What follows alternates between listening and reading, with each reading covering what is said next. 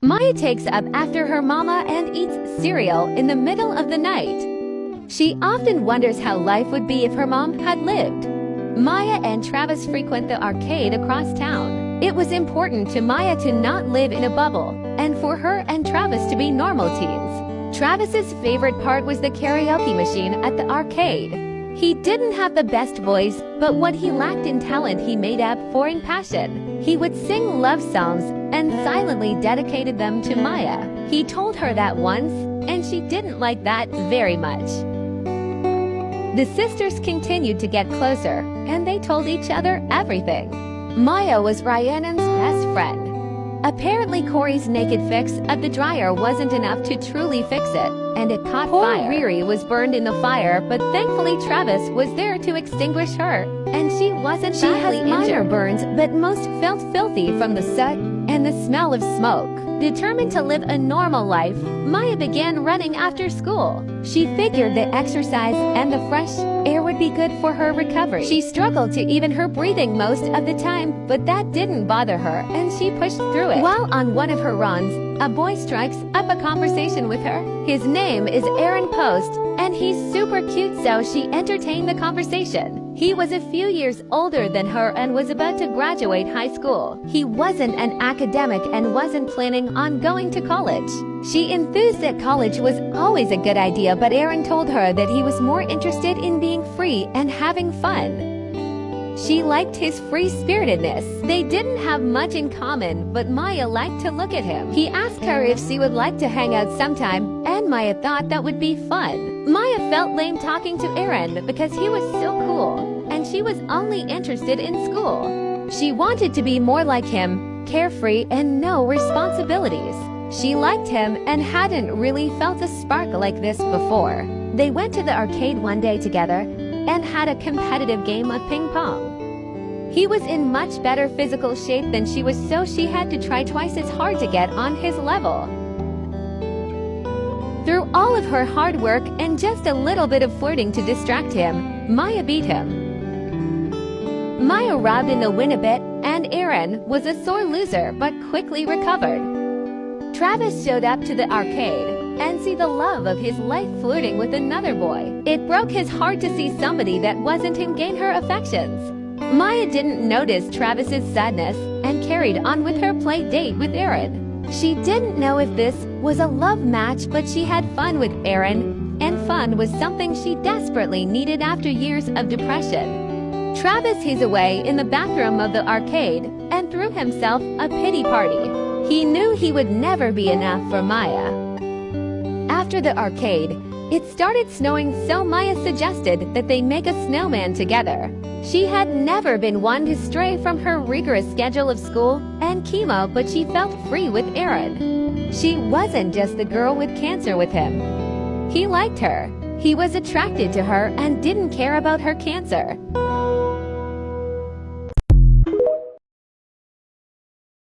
Things between Sam and Corey were going very well. Sam just told Corey he loves him for the first time, and Corey said it back. It was a long time coming because they had both been feeling this way for a long time, but so scared to tell the other. Sam even took the next step and asked Corey to officially be his boyfriend, and of course Corey said yes. They celebrated their new relationship in the bedroom. It was the first time they made love. Because of her adventures with Aaron, Maya sustained an injury. She wrote extensively in her journal about her time with Aaron. She really liked him but felt like something in their relationship was missing, but she couldn't place what it was. Maya caught up on her homework since she had been neglecting her studies to keep up with Aaron. She felt like no matter what she did, she was neglecting a portion of her life. Maya felt internally conflicted and didn't know whether to break it off with Aaron and focus on her studies or be all in with Aaron and give up a career in medicine.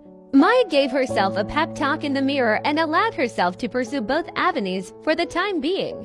She didn't want to ruin her chances at happiness with Aaron, but she also didn't want to stop searching for a cure for her cancer. That would be a disservice for children with cancer. Maya suggested that she, Rhiannon, and Travis all go outside in the snow and let loose a little. Ryan made a snowman by herself, and she honed in on her creativity to make the snowman absolutely perfect. Maya and Travis talked about the future they were going to share together while making snow angels. Wherever either of them went in life, they would be with each other because they could not live without the other. Travis got a little cheeky and started a snowball fight with Maya. She giggled like a schoolgirl and happily accepted the playful fight. Maya and Travis became best friends until the end that day. They vowed that they would do everything together no matter what. Maya wished that Travis had been born her brother because of the close bond they shared. Travis, on the other hand, wished that they could take the next step and become lovers. He was unconditionally in love with her and wished she felt the same. Maya stressed clean to stop her from overthinking her dilemma. Maya had a big school project to do, and Travis volunteered to help her get top marks. He would do anything to help her succeed in life because she was the most fantastic mind he had ever met. They worked so well as a team, and Travis hoped that his longing for Maya could be felt, and she would just fall in love with him too. He knew that was unlikely, so he let himself bask in the feeling of Maya's gratitude for the help in the project. Rhiannon had a project of her own to do, but she insisted on working on it by herself. She needed to prove to herself she had the talent to do it alone. Corey got a radio call and immediately recognized the name as the man who had killed his wife. He confronted the man and told him that he destroyed his family. Corey saw red and shot him before the man could respond.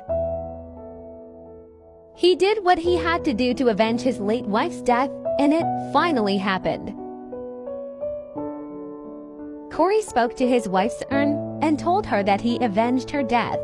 It was almost like he could hear her say that she was proud of him and she could finally be at peace. He told her he would always love her and could now move forward in his life. After that emotional conversation, Corey finally decided to wash the blood from the man off of him. This shower felt like he was washing off his old life and all of the regrets he had. He could finally be at peace and move on from all of the things he couldn't forgive himself for before. He emerged from the shower a new and changed man, like he was rebirthed from the death of his wife's killer. Maya and Aaron met at the bowling alley for a little date night on a school night. Maya used to never leave the house on weekdays to focus on school, but Aaron was changing her. Another night, Aaron asked Maya out to a fancy restaurant to celebrate him graduating high school. Maya was so proud of Aaron, but wished he would further his education because he was smart in his own way. She didn't dare suggest that to him though, because he always shuts it down without a second thought. They often talked of running away together, but she was never serious because she couldn't leave her family, Travis, or her dreams of becoming a doctor behind. She allowed the conversation though, because it was nice to dream and Aaron helped her imagination grow. The physical attraction often felt like the only thing that she and Aaron had in common. They didn't like the same movies, TV shows, and she didn't like sports like he did. The conversation always turned to how cute Aaron thought she was, and she was flattered, but her brain was never stimulated. Still, Maya wanted to be a normal teen and experience every first that people her age have now. That included having her first kiss. Maya takes charge and plants a kiss on Aaron's lips. She thought there would be fireworks during the kiss, but she felt nothing. Maybe she did it wrong. Rhiannon worked on another school project, and she liked this one much better because she got to use her imagination and creativity skills. Maya worked double time on her homework when she was home because she didn't have a lot of time to do it now that she was going out with Aaron. She invited Travis over to catch up since she hadn't seen him in a little while. Maya did her homework and listened to Sam and Travis talk, and she put in her 2 cents where she could. Spending time with the Gilmores was something she didn't realize she missed so much. While the kiddos were distracted, Corey greeted his boyfriend with a passionate kiss.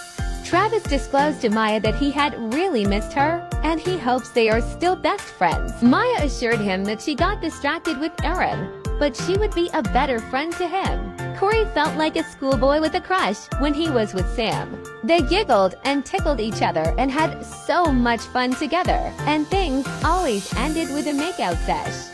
Maya chose to start doing homework with Rhiannon since much of her time was spent with Aaron, and she wanted to be a good big sister.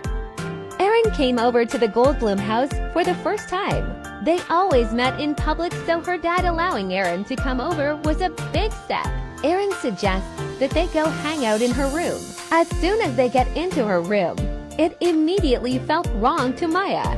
She was so physically attracted to him, but they didn't have a connection to him other than that. Their relationship was getting in the way of her life goals and time with the people she loved most. As much as she wanted to jump his bones, she had to think with her head now and not her heart or other parts. The relationship wasn't going to go anywhere, and this was not a love match, and it took being alone with him to realize that. She would enjoy the kissing for now, but needed to make a plan on how to break it off.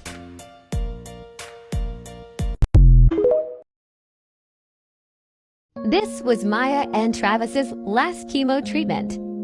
After the chemotherapy, both will get an MRI to see the progression of the treatment. Maya was confident that this would be the last time she steps foot in this chemo room. She hoped and prayed that Travis would be okay, and that his chemo also worked. Just like she suspected, her MRI was clean and she is officially in remission. Travis celebrated his best friend's amazing victory of beating cancer. She starts complaining about her relationship with Aaron and tells Travis that she was going to dump him. Travis got bad news from the doctor that his cancer had spread, and there was nothing more that they could do. Travis tells this to his best friend, and she listens in disbelief. Her immediate reaction is anger. Maya's heart broke in a million pieces, and it felt like her world was falling apart. She realized it too late, but she was in love with Travis, and now she was going to lose him. Maya hugged him and refuses to let go, afraid if she did that he would disappear. How did this happen? Travis finally tells Maya that he has been in love with her since he was 8 years old. He thought she needed to know now that he was going to pass away. Maya allowed herself to finally feel the love that Travis had been trying to give her for years. And it felt good and right. Even though he was going to pass away soon, the last bit of his life felt complete with the love of Maya. Feeling her healthy heartbeat against him brought him comfort and acceptance of his own fate. At least the love of his life was going to live a long and happy life. How was Maya going to live without Travis? After Maya left, Travis broke down in tears because he wasn't going to be on the earth much longer. Not the best timing, but it was Rhiannon's birthday, so Maya baked her cake and still wanted to make her sister feel special. Her sister had already experienced so much death and sadness, and she wanted to shield her from whatever she could. Rhiannon felt so blessed to have her big sister and to have such a great support system. Maya couldn't help but think that this was the last birthday that Travis was going to celebrate with her. Happy birthday to our girl Riri. The Goldblums and the Gilmores were both here to celebrate the youngest age into a teen. Travis was overjoyed to be there and celebrate the girl he had viewed as a little sister for years.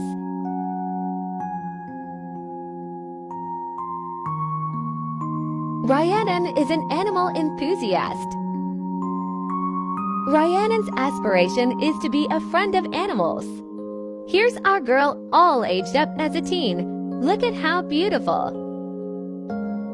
After Rhiannon blew out her candles, Travis collapsed. Everyone panicked that he had succumbed to his cancer too soon. He thankfully came to, but the end is near for Trav. Sam rushed his son to the hospital. The doctors determined that the cancer had spread to Travis's brain and he only had a few weeks left. Sam was absolutely devastated. Corey was by his boyfriend's side every step of the way, attempting to cheer him up, but knowing nothing would help. Maya stayed at Travis's bedside during his entire hospitalization. She refused to leave his side and even slept on the couch next to him. She didn't want to be away if he passed during the night. Rhiannon was Maya's rock during this time and made sure she knew she had her as a support system. Maya felt so grateful to have her sister and leaned on her heavily during Travis's hospitalization. Who was Sam if he wasn't a dad? He gave up his life to care for his boy.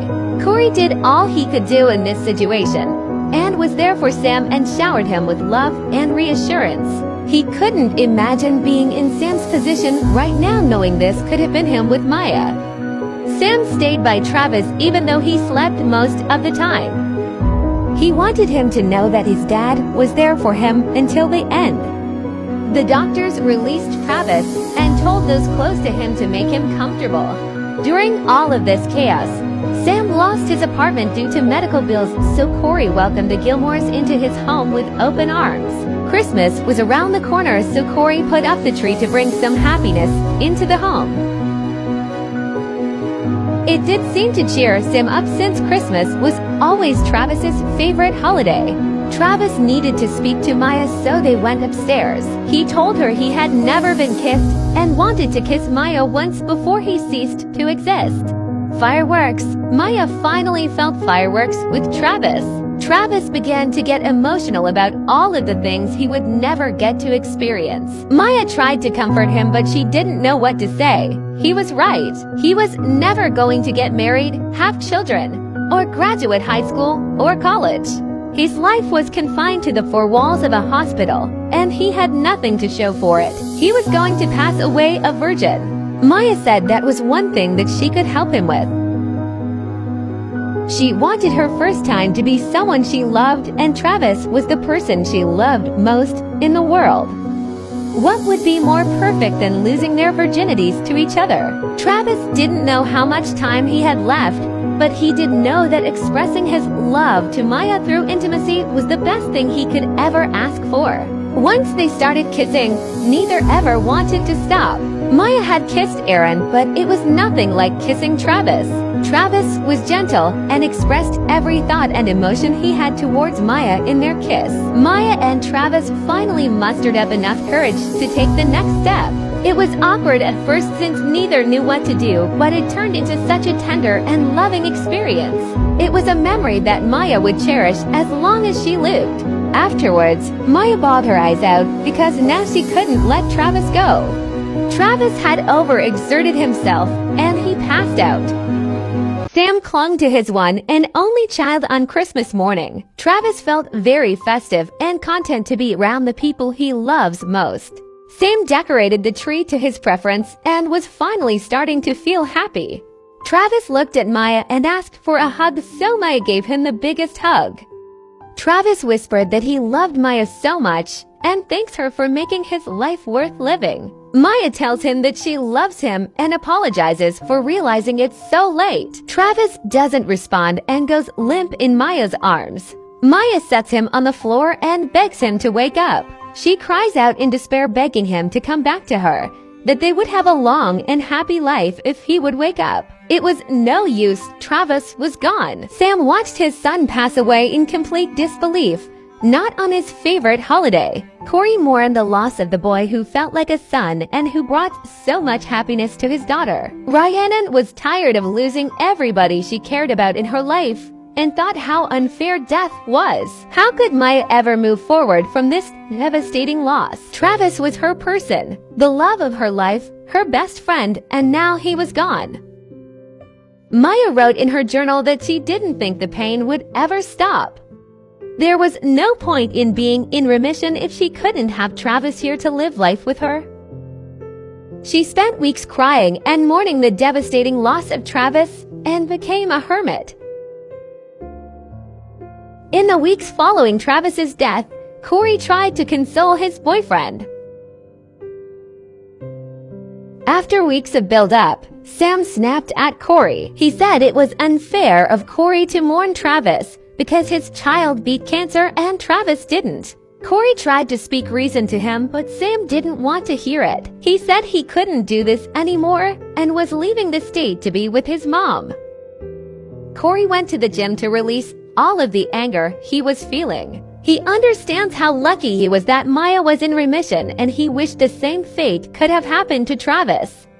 Life was unfair, but Travis's death was not Corey's fault. Maya fell into the deepest depression she's ever been in. It used to be Travis that helped her out of the darkness, but he was gone, and she was broken.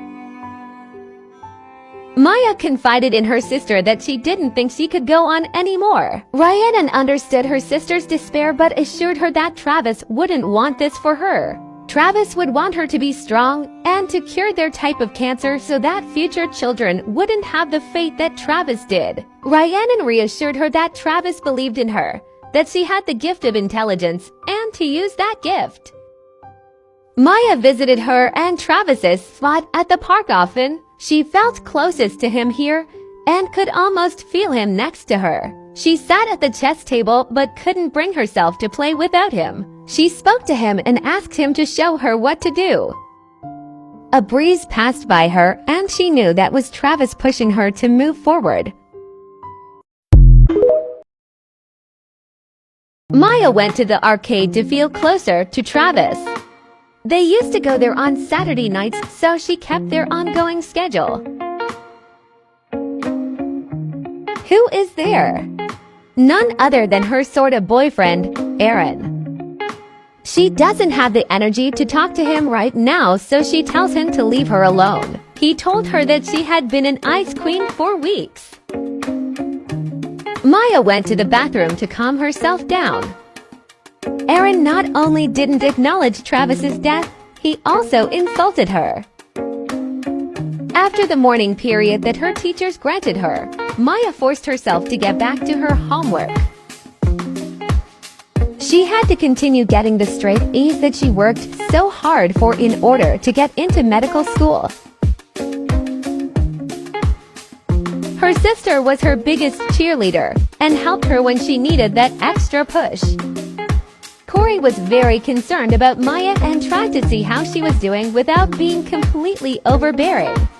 The whole family became closer during this period of mourning and began to appreciate family time together, but missed the Gilmores. Rhiannon wanted to help her sister get out of the funk she was in, so she suggested that they go ice skating. Maya was apprehensive at first and reluctantly agreed to go. The sisters ended up having a blast together. Maya laughed for what felt like the first time since Travis left her, and she really needed this distraction. Rhiannon got tired and sat down when she was approached by a really pretty girl.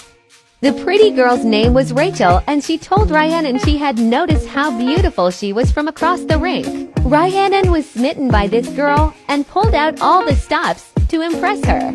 Rhiannon hadn't been public about her interest in girls, but Rachel was her type to a T. They vowed to see each other again and exchanged numbers. Aaron was beginning to get restless since his girlfriend apparently didn't want to be around him anymore. He had moved into his own place and got a job at a local gas station, but this stability wasn't appealing to Maya. So he sulked in his tiny home and felt sorry for himself. He called Maya often and asked her to come over to his new place, but she either told him no outright or made up an excuse. He was getting fed up.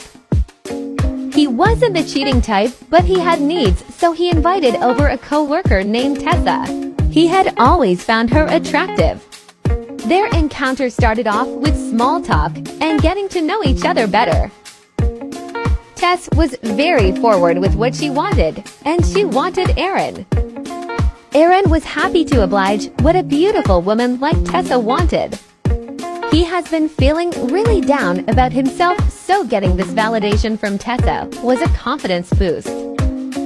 Tessa made him feel desired and hot, which was more than he could say about his own girlfriend. He forced Maya out of his mind and initiated a kiss with Tessa, and she gladly accepted it. Aaron asked if she wanted to have sex.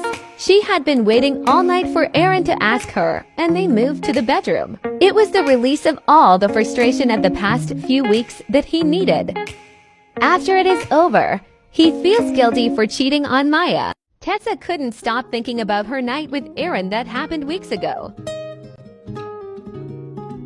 She began to worry that she was pregnant after throwing up several mornings in a row. Rhiannon wrote in her journal about her growing crush on Rachel. She couldn't stop thinking about her beautiful eyes and radiant smile. Maya was now in her senior year of high school, so the expectation to get good grades was even higher. The pressure was on for college acceptance.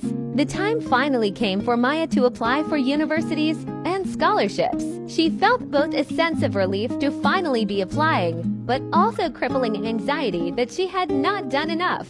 Maya couldn't shake the sadness she felt that Travis was not beside her applying to the colleges they used to discuss. She knew this was the path she was destined for, with or without Travis, but it still hurt not having him here with her.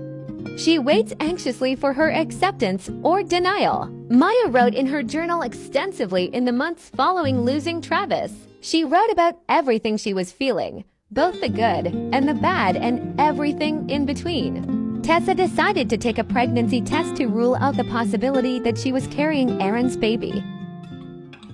She hoped she wasn't pregnant because of the complicated nature of her encounter with Aaron and the fact he currently had a girlfriend. She was shocked to see the pink lines telling her that she was pregnant with a man she was not dating, nor was hers at all.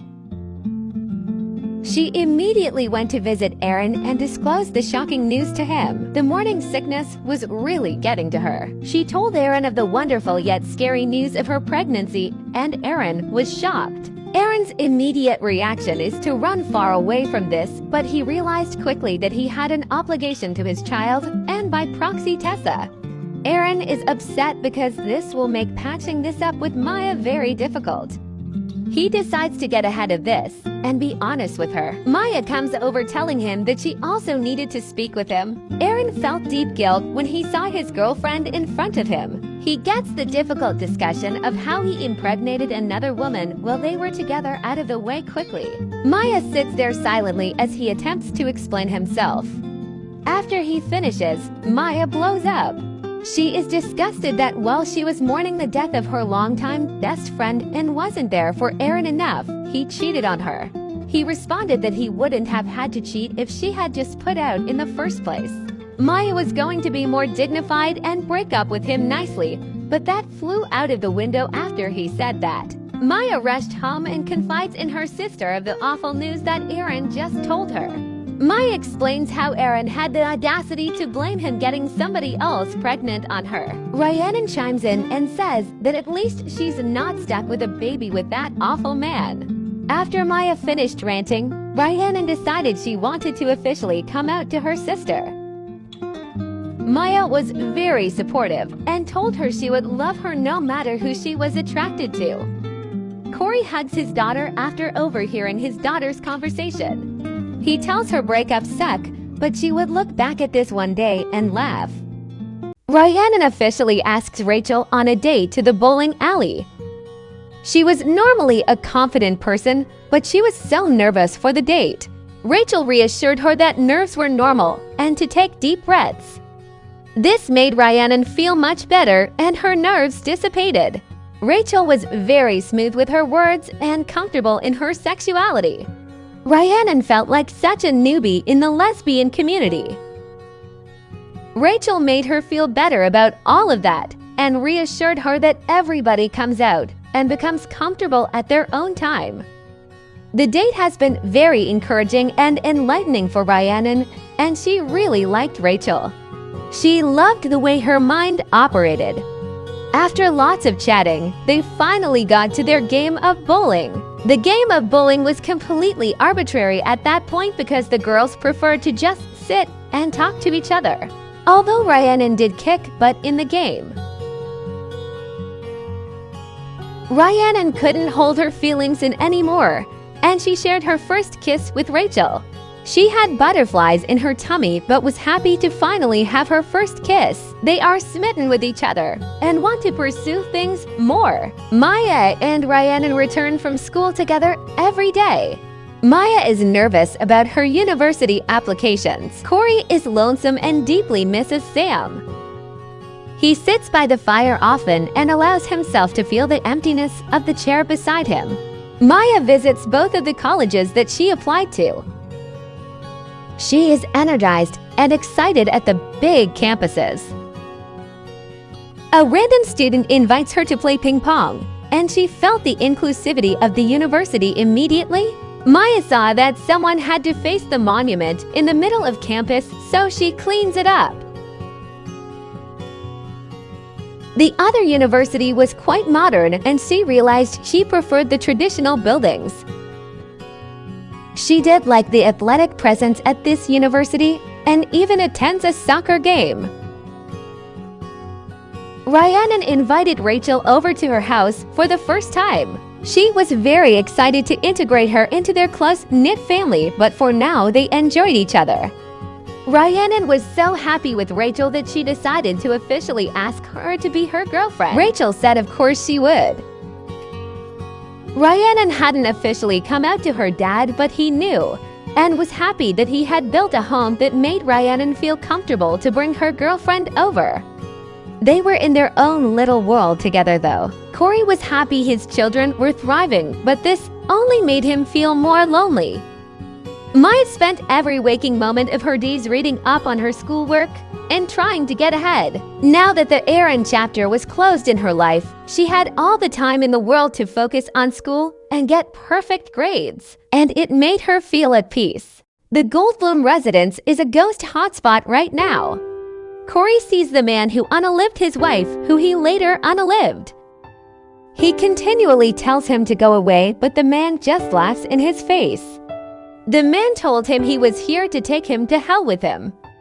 The man was scaring the household. Maya is terrified of the ghost. She cleaned the coffee pot in hopes that it'll stop moving. Annabelle's ghost checks on her family sometimes and missed hugging her little girl. Maya felt her mom's presence and goes to cry in her room. Sam comes to the house to talk to Corey. Sam says that his anger was misguided and he was sorry for taking out the death of his son on Corey. Corey forgave him right away, missing him so much. Corey beckoned Sam to his room and they got reacquainted with one another. Corey had missed the touch of Sam's skin on his own and missed his kiss. Maya had nightmares that night and couldn't shake the feeling of dread. After the bedroom escapade, Corey felt ill and dropped to the floor. Corey had suffered a massive heart attack and passed away soon after dropping to the ground. Sam's heart breaks all over again, and the two people he loved most in the world passed away in this house. Sam, Maya, and Rhiannon mourn the devastating loss of Corey. Sam extended his stay to take care of the girls since they have now lost both of their parents. The girls lean on Sam in their time of need, and Sam leans on them just as much. They sit down together weeks after Corey's demise and discuss next steps. Sam told the girls that he would be more than happy to be a father figure to them and live here with them. Maya appreciated this sentiment, but she tells Sam that she wants to take Rhiannon and move far away since she was about to be of age. Maya studies for her final exams even though she is filled with despair over the loss of her dad. She knew he would want her to push forward and be a rock for her little sisters. Oh, that is what she did. Sam felt guilty that he left Corey in the last months of his life and could have had more time with him. Maya's birthday came and Rhiannon attempted to bake her sister a cake. She wasn't a cook, so she winged it. Rhiannon was very upset that her dad wasn't here to celebrate Maya becoming an adult. Still, she put a smile on her face, so today could be a good day. Maya was so touched that Rhiannon threw her a little birthday party. It's the worst time to have a birthday, but our heir is now a young adult. Happy birthday to our strong girl, Maya. Maya is a stargazer.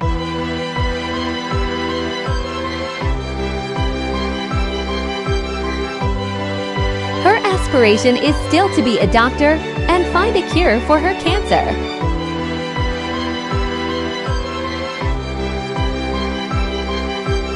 Maya didn't feel in the mood to celebrate getting older when her dad was not here. Sam helped the girls sell the only home they had ever known, and they parted ways. Sam moved back home with his mother and the girls moved into a dingy apartment around a college town. Maya saved the extra money from the house sale for she and Rhiannon's college funds. They now had a tiny one-bedroom home all to themselves, and they oddly felt at peace. They had neighbors around their same age. Alex Bass was one of two females that lived next door to them. She let the girls know how excited she was to meet them and become great friends.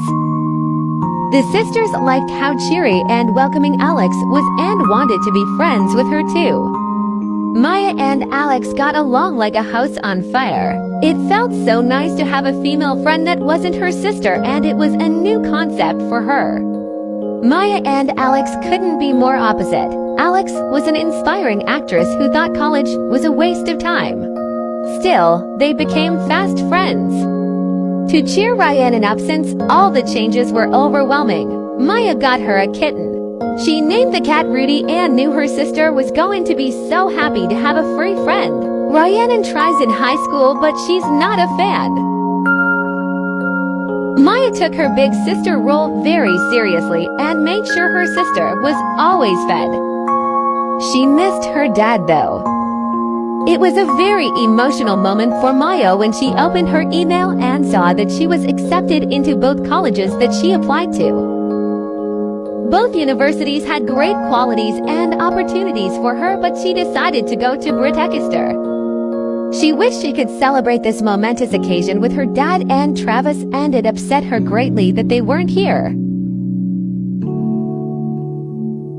She of course chose the biology program, which is also known as medical school in the Sims universe. Medical school was intense, so she got a head start on her homework as soon as she got her acceptance. The sisters were both in a funk since moving out of their childhood home, but neither knew how to comfort the other.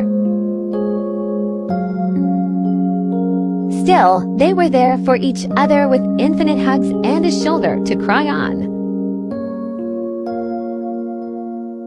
Rhiannon learned from an early age that she needed to be able to comfort herself since the people closest to her wasn't guaranteed tomorrow. She gave herself pep talks in the mirror to instill confidence in herself. Maya dove head first into medical school and took every assignment very seriously. She had a destiny to cure her type of cancer, and she would do anything to achieve this. Maya was correct, and Rhiannon was smitten with Rudy, and the kitten brought her great comfort. She took her role as cat owner very seriously. The sisters only had one bedroom, so they slept in the same bed together. Neither minded, and it honestly brought both of them a sense of comfort to not be alone. Slowly, they fell into a rhythm of living as a family of two. It was a huge adjustment for them both, but they found their new normal, and that helped them move forward in their grief process.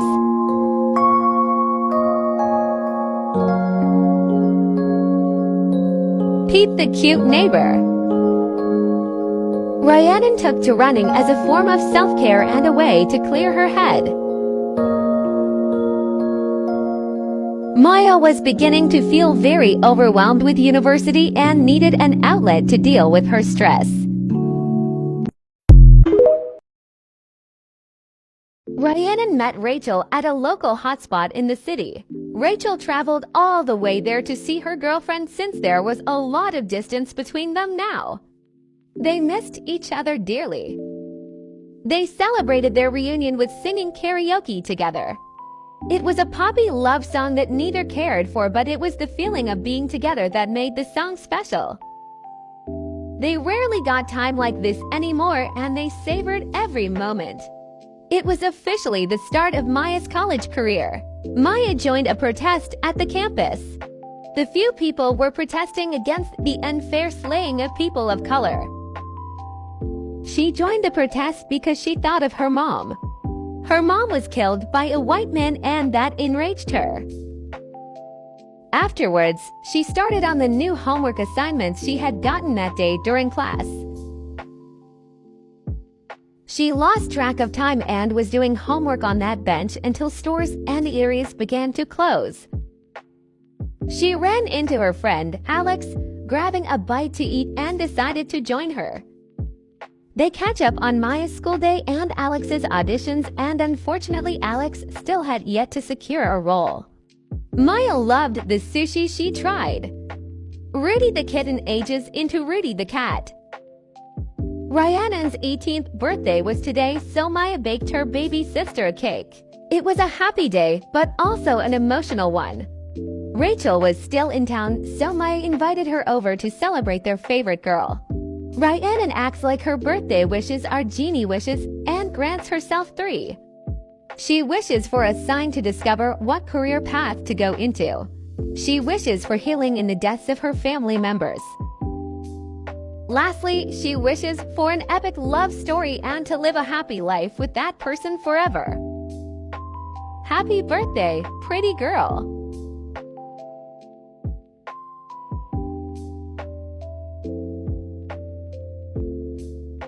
Rhiannon's young adult trait is jealous. She doesn't know what to do with her life yet, so her aspiration is the same as it was in her teens. She quickly decided that she was not cut out for college and did not wish to attend. Instead, she decided to leave it up to fate and choose the first listing within her salary range and apply. She found a fashion designer job and she immediately liked the sound of that. She quickly grew a passion for fashion. Maya was discouraged with the amount of work she had to do for medical school. She still felt passion for her dream of curing her cancer, but it was more difficult to achieve than she thought.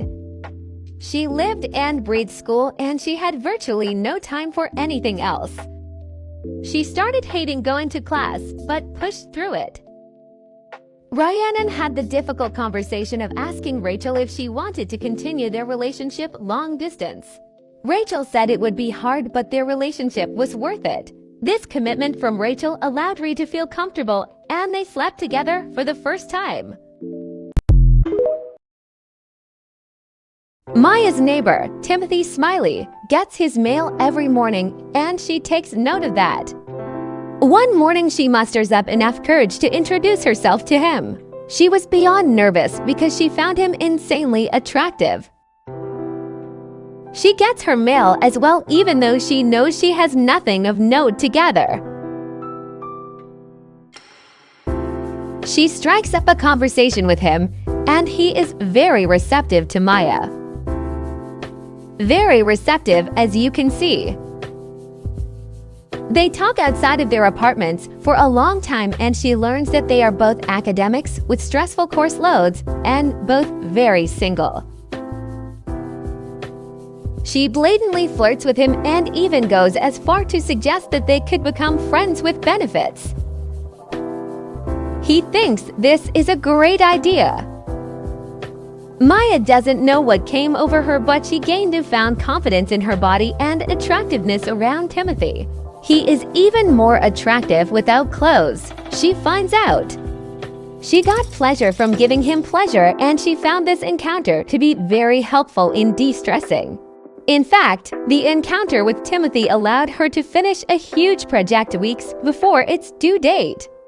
Rhiannon made sure to email her girlfriend every day.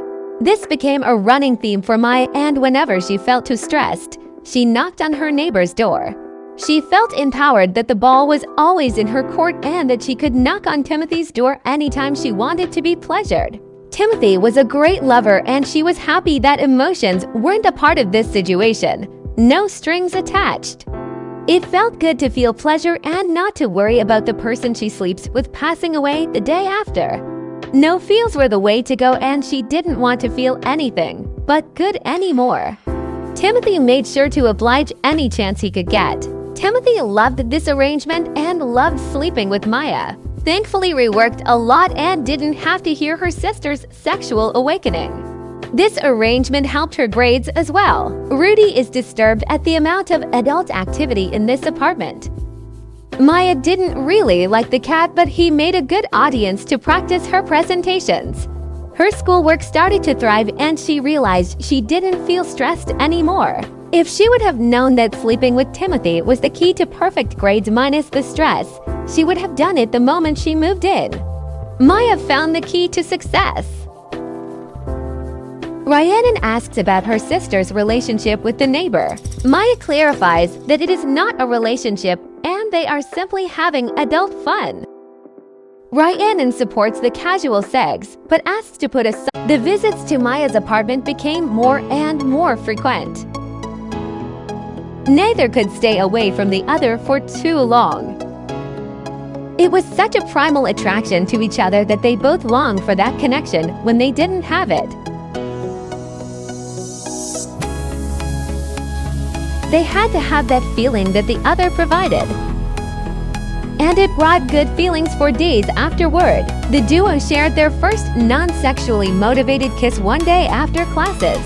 Maya felt fireworks, but she would never admit that to him. Maya was doing fantastic in college, and her professors were confident that she would excel in the field of medicine. She even volunteered to be the first to present her finals to the class. College was going by so quickly and she was beginning to get nervous for a life outside of homework and projects. Rhiannon suggested that they go out into town and spend quality time together as sisters. They went to a karaoke dive bar in the city and at first Rhiannon sang by herself. Maya watched and encouraged her sister but was so in her head with the possibilities of after school that she sulked. Finally, her sister convinced her to sing a duet. The singing got Maya out of her head and she allowed herself to have stress-free fun with her baby sister.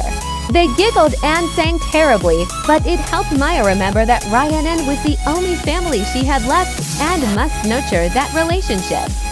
They started spending more time together outside of their living space.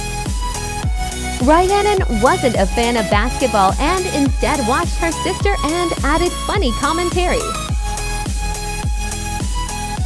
Still, Maya couldn't let loose completely and forced herself to keep up with her studies. Rhiannon was moving up in the fashion world and brought fresh new style. Maya lived on coffee more often than not to push her forward. She was bending over backwards in order to be top in her class and to make a good impression on potential colleagues. When it became too much, she knocked on Timothy's door to help her get out of her head. The fiery passion between them was palpable every time they were in the same room. But she realized that maybe there was more there than just sex. But for now, she pushed that from her mind and would come back to it another time. They had all the time in the world to define whatever relationship this was. For now, she focused on what they do best together. Rhiannon was tired of doing the long-distance thing with Rachel and felt like it wasn't working anymore. When Rachel came into town to visit her, she decided that she would end things properly.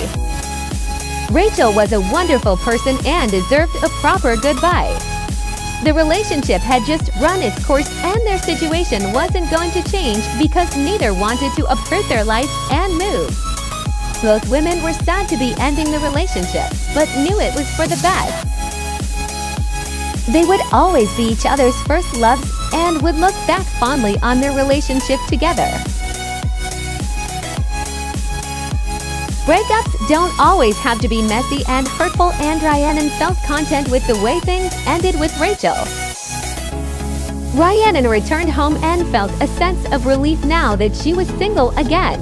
She has the opportunity to grow as a person and to focus on her career, and that was okay with her.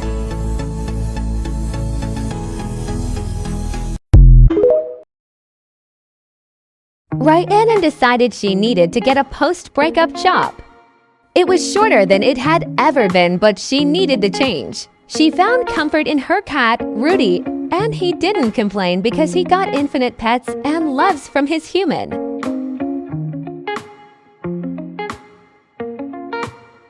Rhiannon had delayed telling her sister about the breakup with Rachel for weeks.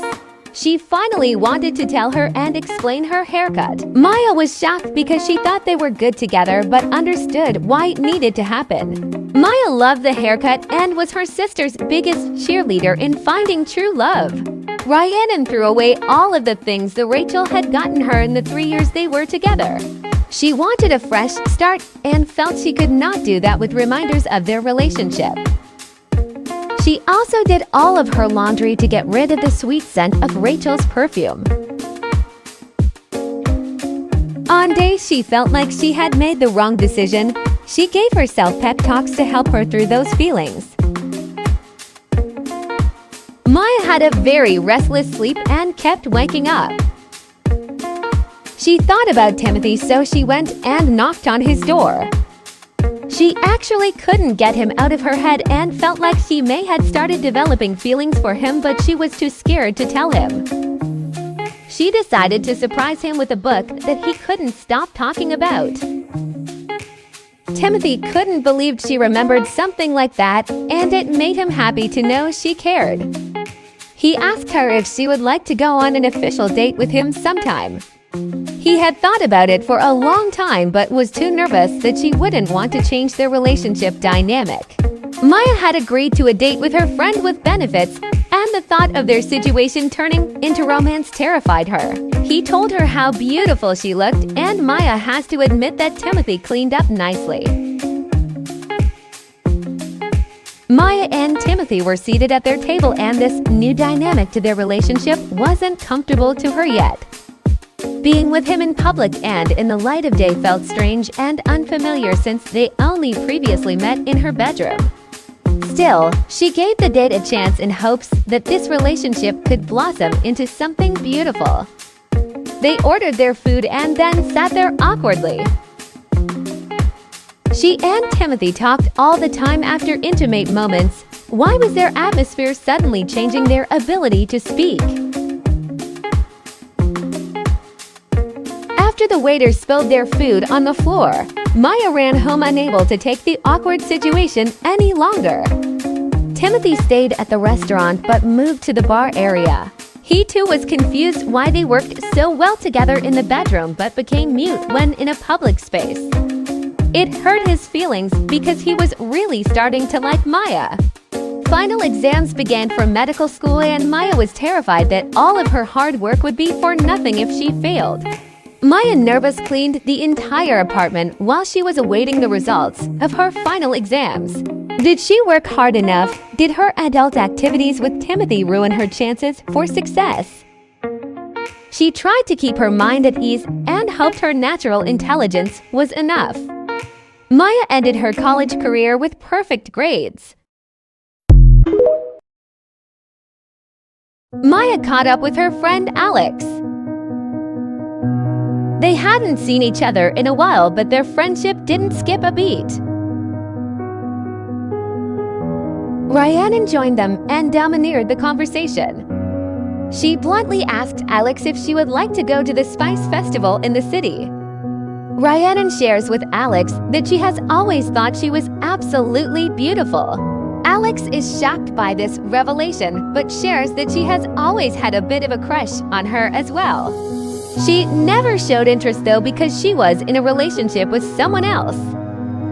Both were excited to see where things go. Rhiannon and Alex grabbed the food for the Spicy Food Challenge. Alex couldn't make it to the final round of the spice because her mouth felt like it was on fire. Rhiannon, on the other hand, really enjoyed the spice and completed every level. It was a weird first date, but both were thoroughly enjoying each other's company. And Rhiannon won the Spice Challenge, so she felt the high of winning.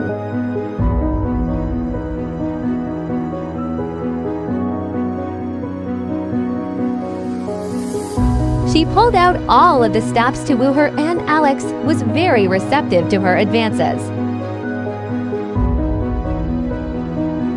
Rhiannon couldn't contain her feelings for Alex anymore, and they shared their first kiss. Rhiannon was absolutely smitten with Alex. Timothy came over to Maya's apartment a few weeks after their disaster date. Both apologized profusely about the awkwardness and suggested they return to what they do best. Maya suggested that they apologize to each other in the bedroom, and Timothy had no objections. This time felt a little bit different, though. Both were gentle and this time felt intimate and like they were expressing feelings that they couldn't say out loud. The day had finally come for Maya to graduate from college. She was so proud of herself and excited to begin her career as a doctor. She felt sick to her stomach with the thought of change, though. She celebrated with her fellow graduates, happy she wasn't alone. Big congratulations to our college graduate. She threw her cap and felt so accomplished. Maya and Timothy took baby steps in furthering their relationship in public and met at a park in the city. The more exposure they got in public made them more comfortable at the idea of being a couple. The romantic feelings were growing in both of them, and both wanted to explore the possibility of something more. Timothy explained that he was scared to get close to her because he didn't want her to break his heart, but he was falling in love with her. The truth was, Maya was falling in love with him too. They would tread carefully, but Timothy asked if Maya would like to officially be boyfriend and girlfriend. Maya told Timothy that she would love to be his girlfriend and explore this new side to their relationship. Now that Maya has graduated, she applies to all of the practices in the area. She finds a great practice near where she lives now and thinks it's a perfect fit, so she takes the job. Rhiannon congratulates her sister on the important job that she is about to go into. Maya is so excited to become a doctor and help cure the children that have the same cancer that she had as a kid. In preparation for her job, Maya starts drinking several cups of coffee a day. Maya felt so ill in the weeks before her new career path. Okay, gross, Rhiannon, but you do you, girl.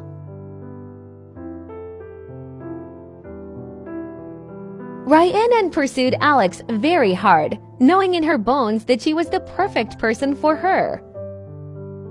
Alex seemed to think so as well, and their relationship moved very quickly. They were already talking about moving in together since Alex and Timothy's lease was up soon. Their plans were not set in stone, but the interest was there. After some deliberation, Rhiannon decided that moving into a new place with Alex felt right, and she was going to do it. Maya was hurt that her sister was going to leave their home with zero explanation and notice, and felt angry at her sister for the first time. And for the first time, the sisters got into a fist fight. Their disagreements never turned physical, but this turned into a heated argument for them both. Maya was hurt that she was leaving, and Rhiannon couldn't grasp why her sister couldn't understand why she needed to do this.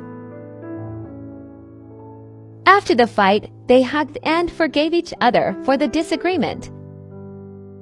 Maya felt sick all the time now and was nervous her cancer was back. To rule out the non-deadly reasons first, Maya took a pregnancy test. She and Timothy were always safe, so she didn't think her being pregnant was an actual possibility. When she saw those two pink lines, she was at a loss for words and was shocked beyond comprehension. How was she ever going to tell her very new boyfriend that she was pregnant with his baby? It was ridiculous. She checked out her body in the mirror and noticed the slight changes to it because she was growing another human being. She went to the doctor to make sure the baby was healthy. She invites Timothy over to break the news to him of their impending baby. To her complete shock, Timothy was very supportive and told her that they would get through this together. He turned into future dad mode and he offered to give the mother of his child a back rub to make her feel more comfortable. They were excited to become parents. Maya became obsessed with cleanliness in the apartment. Now that she lived alone, Maya asked Timothy to move in with her to prepare for the new baby. He was happy to move in and share all of the moments of pregnancy with Maya. He did everything he could to make Maya's life easier. And he got a job as a politician. Maya was determined to knit her own clothes for the baby that was growing inside of her. It was so important to her to make things with her own two hands that would be of use to her child. She couldn't wait to meet them and hold them. Timothy worked endlessly on his political goals in order to provide a good life for he, Maya, and their child. Timothy was very up-to-date on ensuring that Maya didn't have to lift a finger during her pregnancy. Maya asked Timothy if he would like to attend the birth, and of course, he agreed to be present at the birth of his child. Unfortunately, the morning sickness was getting the best of Maya and she felt absolutely miserable. Maya began to get some intense night cravings for chocolate chip cookies, but only made from scratch. She was in the thick of pregnancy, so satisfying her craving really hit the spot. She enjoyed pregnancy, but she also couldn't wait for it to be over. She always climbs back into bed with Timothy, careful not to wake him up.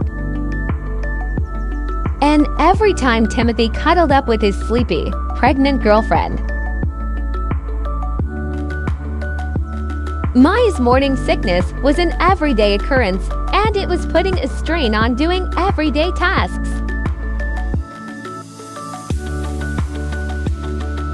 Still, Maya persevered and put a smile on her face for her patients because they deserved great bedside manner. Maya really enjoyed being a doctor and the puzzle of figuring out a diagnosis. She was made to be a doctor and wished her dad was here to see her thriving in her dream job. Not even her wildest dreams as a child with cancer could have dreamt up the wonderful life that she is currently living. She has the perfect job, the perfect man, a perfect baby growing inside of her, and the perfect sister who she loved more than anything. Soon, she and Timothy would have the large, happy house where she would raise her baby with the love of her life. In her downtime at work, she had a side passion project for research on a cure for her cancer. It was time-consuming, but it was her life's work. Her day-to-day tasks were monotonous, but that was okay with her. She loved the stability of her job. She loved to build a rapport with her patients and be able to be a comforting presence during a difficult time in their lives.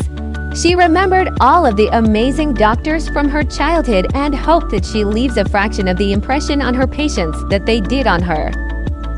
On particularly rocky days, she would have to break bad news to patients or even have to perform life-saving surgery. But regardless, she loved her job so much.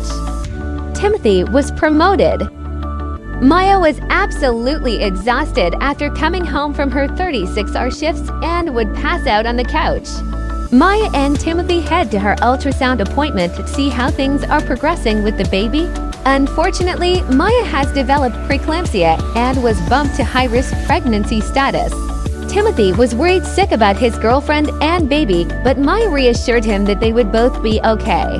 She is a doctor and will take every necessary precaution to ensure the health of she and her unborn child. She took all of her medications in the morning before work. She opted out of cookies and instead ate only what her obstetrician told her to.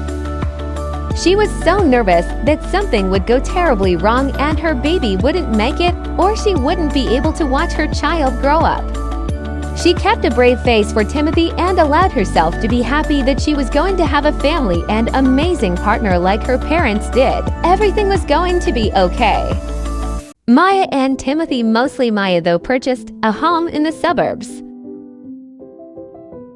It wasn't quite ready to move in yet, but Maya was so excited to have a big house of her own to fill with children and so much laughter and love. The house was virtually perfect for she and Timothy and baby Smiley in every way. They couldn't wait to make memories in this house. The Smileys will move into this house once the new baby arrives. So many stories will be told in this house, and I can't wait to share it with you. I left 2 Easter eggs in here. Care to guess what they are?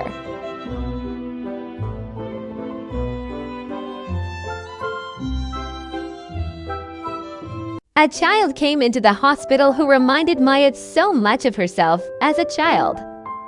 She had the same cancer as Maya did as the child. Maya felt like she was looking in a time machine at herself.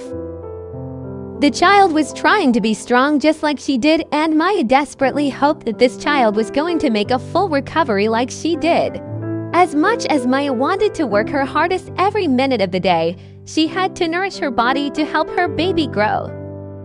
She felt so limited in what she could do while she was pregnant, and that it was holding her back from her full potential at work. Maya returned to the child and performed a CAT scan to check the spread of her cancer. Maya said a silent prayer that this child would have a future. She finally got the results of the CAT scan back, and it was good news. She explained this to the child, and it was hard for Maya not to start crying. It was cathartic for her to help cure this child. Maya returned home that night and felt physically and emotionally exhausted. That night she had dreams of her past and being a patient in the hospital instead of a doctor like she is now. Timothy somehow managed to get an injury. It was worse than they thought, and he had to have emergency surgery. He is going to make a full recovery and was given painkillers. He returned home and got into bed with Maya, thankful to be okay. Maya clung to Timothy in her sleep and felt comforted that he was next to her. Despair has passed away. Maya's blood pressure was beginning to be a problem, no matter what she did. She tried to hydrate to keep her blood pressure at bay, but nothing seemed to help. Her high blood pressure also didn't help with her morning sickness. The painkillers made Timothy feel floaty and not like himself, but continued to take them. Maya found comfort in playing chess, and it reminded her of the time she and Travis would play chess in the park. Chess was something that would always be a comfort for her and made her feel strong. Timothy joined her sometimes, and she felt so grateful to share something so special with the father of her child. Maya was determined to finish the onesie for her child before they make their arrival. It was important to her to give her child something she made with her two hands. However, Maya didn't care for knitting very much, and it frustrated her. She cooked every meal for herself despite Timothy begging to do it for her. She was happy she had a partner that was so helpful, but she needed that sense of independence and that she could still do things on her own. But Maya had pregnancy brain and burnt the food, and it started a fire. Maya extinguished the fire but was so upset with herself for not paying close enough attention to make a simple meal. She didn't feel in control of her own mind and body anymore. She tidied up the mess she made in the kitchen so she didn't worry Timothy when he got home and to hide her shame. To help cope with the stress, she indulged in a cookie, and it made her feel better. She wished her pregnancy was normal so she was able to satisfy all of her cravings. Again, Timothy was promoted and thriving. Maya and Timothy are having a baby girl. Because of her high-risk pregnancy, Maya was going to be induced today. So they savored every moment as a little family of two. It is baby time for Maya and Timothy.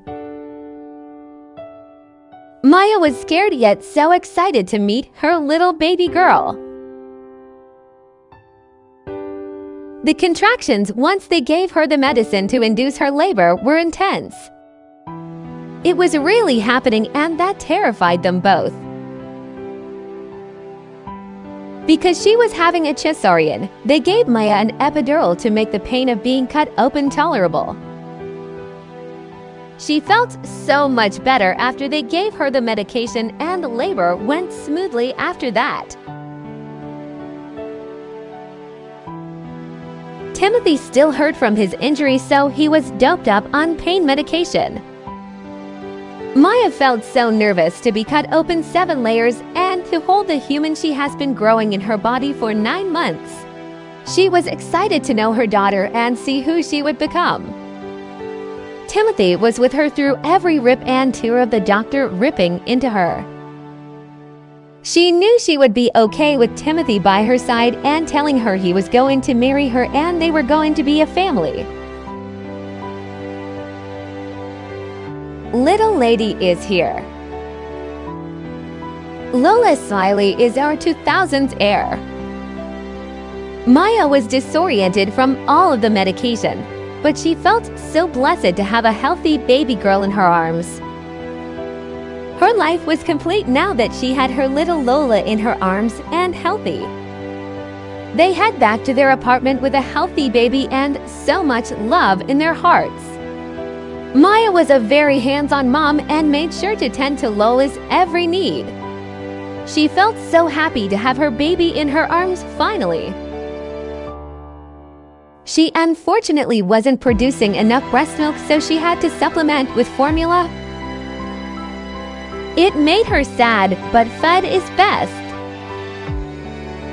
Lolo was not a great sleeper, so she was exhausted and slept every moment she could get, but was happy for the time with her daughter. But Maya wasn't the only one to pull her weight in the parent department. Timothy was happy to help his girlfriend in any way he could and knew that Maya needed the sleep.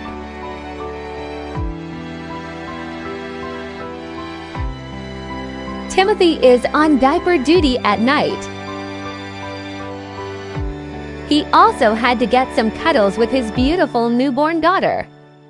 She was perfect in every single way, and he felt so happy to be a dad and to have an amazing partner. Maya even dreamt of her beautiful girl. She was smitten. Maya was determined to eat healthy to lose the baby weight. She was self-conscious about her weight gain since Lola, so she wanted to get back to her normal self. Timothy encouraged her healthy eating habits but assured her that she was beautiful no matter what, and Maya was grateful for that reassurance.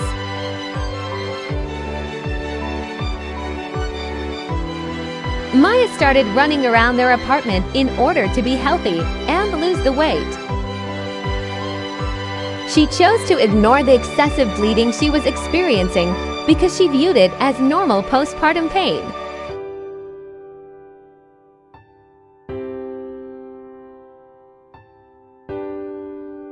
After a few weeks, she went back to work as normal. During her first day back, she started to hemorrhage due to complications from her C-section. She was in a bad way but determined to make a full recovery for her child. Maya was at the hospital receiving life-saving surgery, and Timothy was home with their girl. Helping the love of his life was okay. He clung to their daughter and prayed that he and Lolo would have Maya for many more years. Unfortunately, Maya didn't make it through surgery.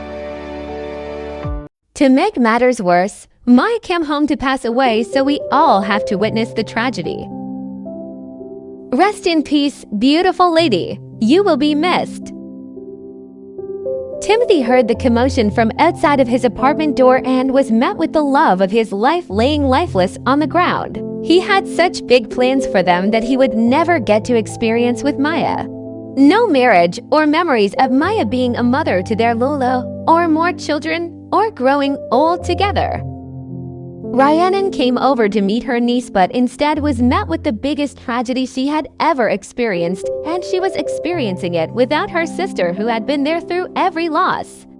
Her sister was the only family she had left, and now she was all alone in the world. Lola lost her mother before she was even a year old, and she would be deprived of the amazing mother that Maya would have become. The two people left alive that love Maya most in the world mourn her together. They didn't know each other very well, but were brought together by the grief from the loss of the most important person to them. Timothy returned to the apartment after the coroner retrieved the love of his life and fed little Lola. He saw so much of Maya in their daughter, and he felt so alone in parenthood without her. They would get through it together, hopefully. Timothy and Lola moved into the new home without Maya, and nothing felt right about being there without her.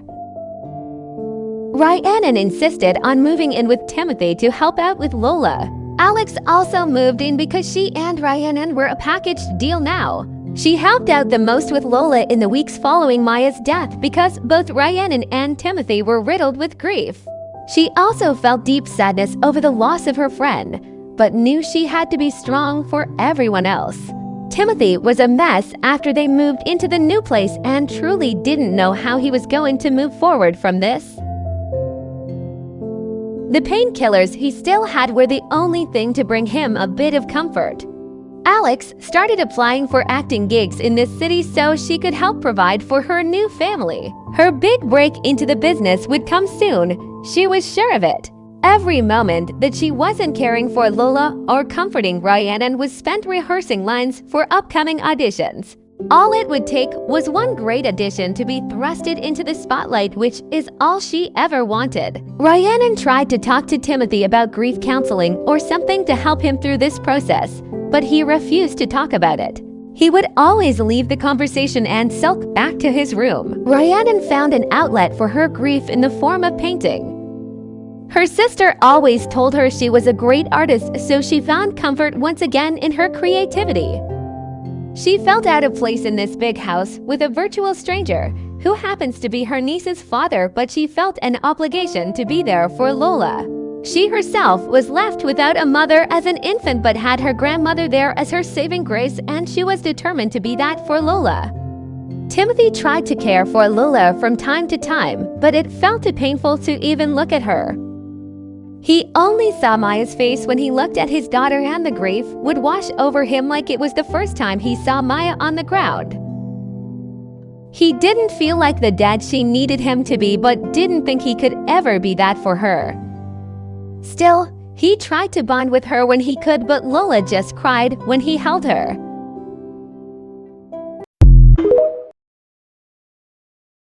Timothy ran out of his painkillers, and the doctors refused to refill it, so he turned to other substances. It wasn't this ideal substance of choice, but it made him feel numb, and that is what he wanted. Rhiannon confided in her girlfriend, and it helped her get through this time. Timothy became heavily addicted to Coca-Cola and used it several times a day just to get out of bed. Feeling nothing was better than feeling the pain of losing Maya. Alex started working out profusely in order to achieve the perfect Hollywood body because she was determined to become famous. Timothy was officially off his rocker with his addiction and no longer spent any time with his daughter. They were strangers to each other at this point. Coca-Cola wasn't enough anymore, so he started heavily drinking alcohol on top of the substance use. Timothy couldn't recognize who he was anymore. He didn't go to work anymore and spent all of his time high as a kite or so drunk that he couldn't remember who he was. He didn't talk to anyone anymore and relied on the substances to give him a reason to live as the shell of the person he once was. Timothy, honey, you gotta stop this. Lola aged up into a toddler surrounded by only her two aunts. Lola is fussy and angelic, which is basically impossible, but shares a lot about how Lola will be in the future. Isn't Lola the most beautiful toddler you've ever seen? 2000s air fit check. She is a little fashionista.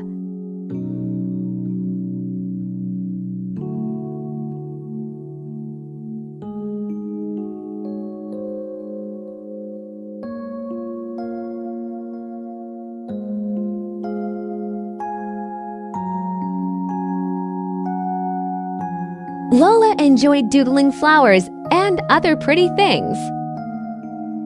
She became a little chef for a while but realized that she preferred beauty over work. She saw her Aunt Alex working so hard on herself and she wanted to be just like her.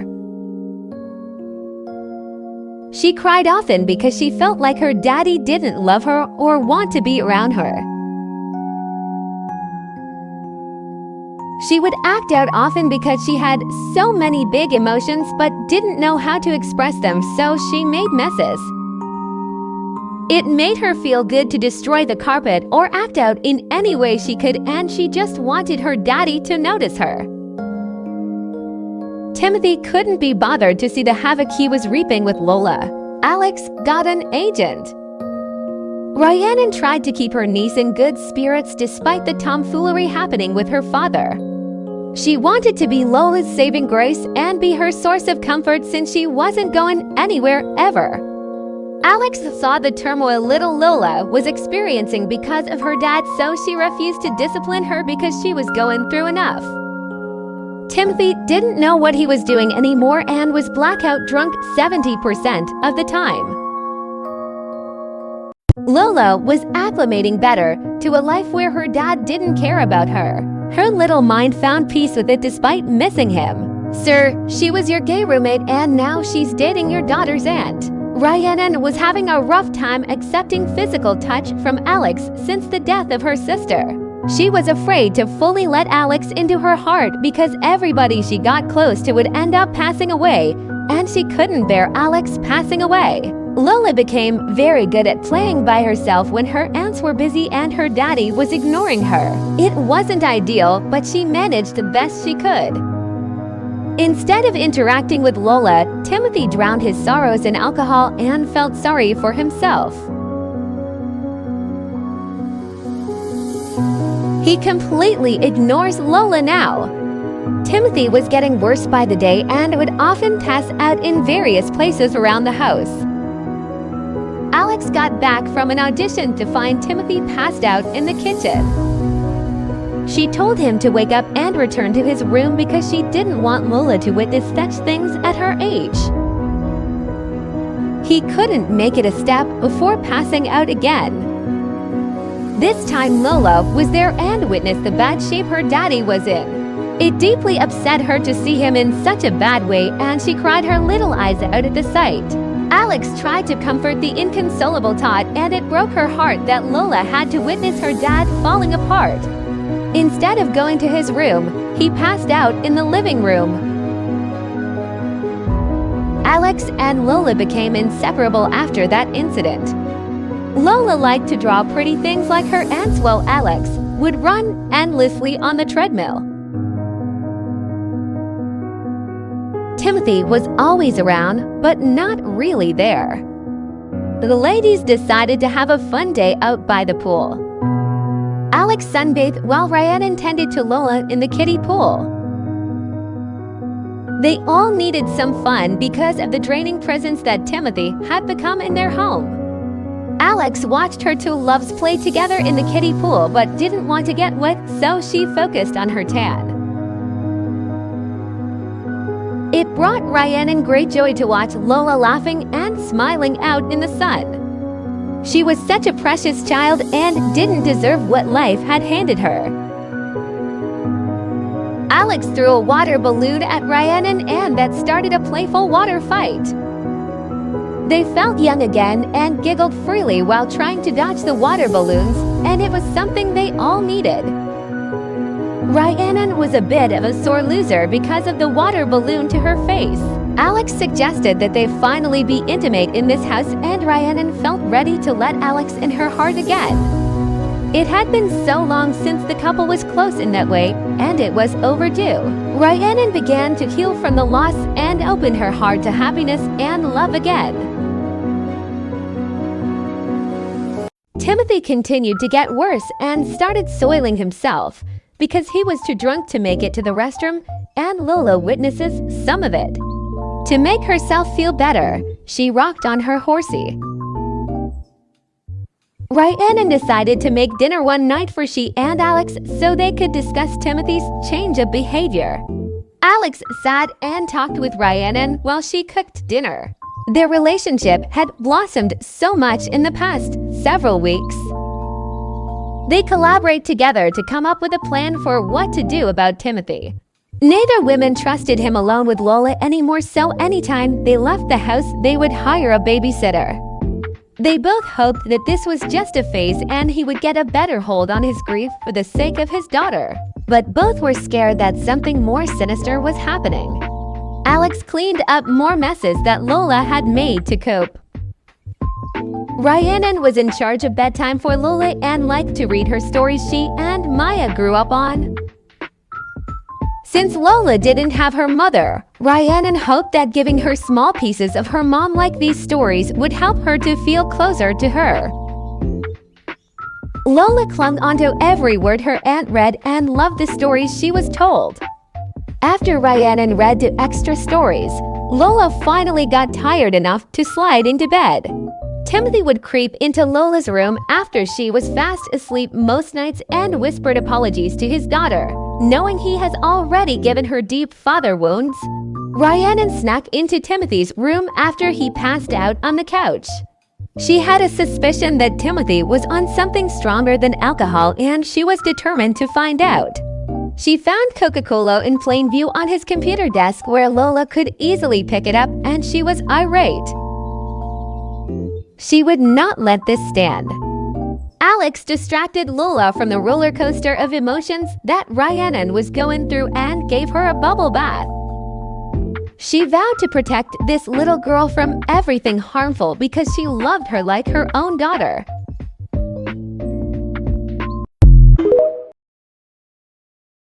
Both Rhiannon and Alex had to be out of the house, so they hired a nanny to watch over Lola. Rhiannon had a bad feeling in the pit of her stomach as she left for work.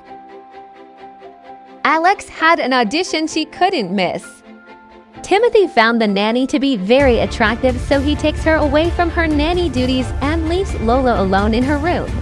It had been a while since Timothy felt any sort of connection for someone that felt it back, so he flirts with the nanny. She is very receptive to Timothy's flirting and adds to the flirty banter. Timothy, of course, had to down several glasses of wine during their encounter. The wine was going to his head, and he was in the mood to get frisky. Timothy suggests that they get to know each other more intimately, and the nanny agrees to this proposal. Foregoing the bedroom entirely, they have a steamy makeout session on the living room couch. One thing leads to another and they have sex in the middle of the living room. Alex comes home during this ordeal and is fuming with anger and fires the nanny for not doing her job. Alex and Timothy get into a screaming match after the nanny leaves about his incompetence as a father. Timothy refuses to take accountability for his actions nor will apologize. Alex cheers Lola up by letting her get into her makeup bag and give her a glam makeover. It was a stress reliever for them both, and the makeover was filled with giggles and love in the midst of chaos. Alex runs out to Rhiannon when she returns home from work to tell her the ludicrous story of Timothy and the nanny. Rhiannon also tells her of the drugs she found in Timothy's room, and Alex is shocked. They reassured each other that everything will be all right, and they needed to do what was best for Lola. They had to force Timothy to move out of this house so he couldn't harm Lola any longer. After several days of negotiations with lawyers, Rhiannon finally laid into Timothy for the piece of shit person he had become. They sat Timothy down and explained that Maya had left a will, and because they never married, everything of Maya's went to Rhiannon. They filed for custody of Lola and told Timothy that he needed to sign the documents unless he wanted them to sue him for everything he's worth. Timothy didn't need much convincing to sign over his parental rights as long as they paid him handsomely, and they reluctantly agreed. After everything was said and filed, they demanded he leave Rhiannon's home since Maya left the home to Lola's guardian and he was no longer her guardian. Timothy felt played and like the women used his addictions against him. This was Timothy's rock bottom because now he was homeless. Rhiannon blew off some steam by grilling, and it was oddly calming for her. She was deeply upset that Timothy would sign over his parental rights to that sweet angel so easily. Alex was at peace with the decision because now Lola was out of harm's way. Rhiannon took out her frustrations by running on the treadmill because she knew her sister would be rolling in her grave at Timothy right now.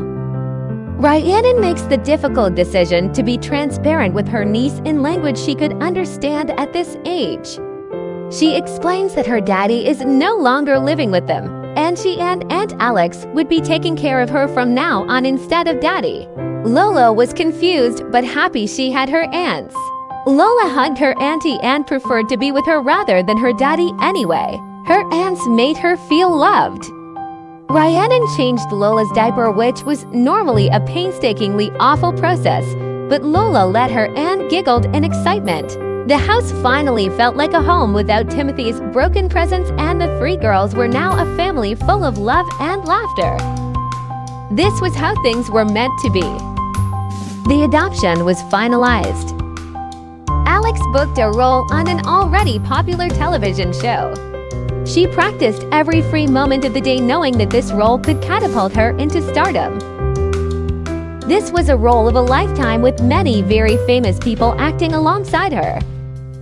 Lola loved to put on makeup and loved feeling pretty. She hoped to look as pretty as her aunts when she grows up. Alex hosted the director and star of the television show at her home. It was so nerve-wracking to be this close to success, but not quite having it yet. The director was very confident that Alex was the woman for the role. Her co-star was Sim royalty Judith Ward, and she had a fangirl moment. Alex arrived on set and was escorted to hair and makeup. This has always been her dream, to be on a major set, and she was now receiving the star treatment. Being a pirate wasn't an ideal first major role, but she would make the best of this experience. She rehearsed her lines with her co-stars, and the reality of the situation sinks in. She was going to be on TV.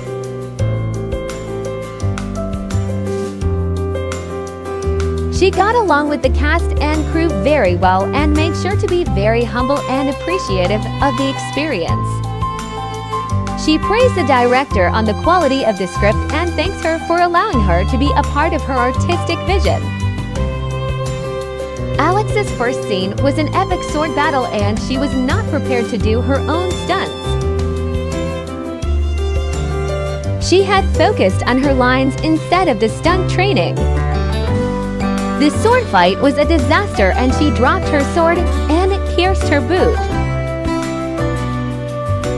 Her next scene was with Queen Judith Ward herself, and Alex was beyond nervous to act alongside her. She came into strong in their romance scene, and Judith was enraged Alex would be so upfront with affection. After she screwed up not one but two scenes, she was determined to finish strong with some sort of dignity. She successfully completed the vampire biting scene, and she was grateful she didn't completely flounder. Her last scene was steering the boat, and that was something she couldn't screw up even if she tried. By the end of the shoot, she was so embarrassed and disappointed in her performance that she wanted to run home and cry. Alex was disgusted with her performance, determined that her acting career was over. Alex shares a glorified account of her first major acting gig so she doesn't worry her girlfriend. Rhiannon wants to hear every detail of her superstar performance, but Alex keeps the details vague. Alex finds great comfort in little Lola beaming at her and hugging her every day when she arrives home. The time has come for Lola to age into a child. Rhiannon was determined to make Lola's birthday a magnificent event since her dad would not be present. She made Lola's favorite chocolate cake to celebrate the milestone. She grabbed her sweet little niece and gave her so much love before she carried her to her birthday cake. Alex pulled out all the stops to celebrate the little girl that held her heart. Happy birthday, Lola!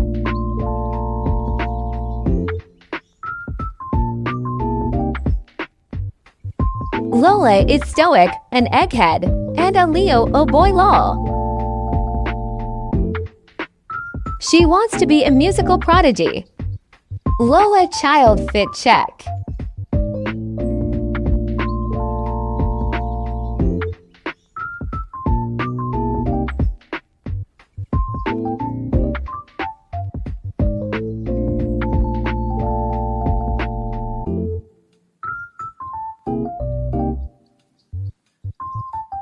Lola chose to focus all of her energy on perfecting the instrument of the violin. She wanted to be proficient in something and wanted that kind of notoriety. Alex was becoming a famous actress and Rhiannon was moving up in the fashion world. She desperately wanted that. She practiced her acting skills in the mirror but realized quickly that this was not the path for her.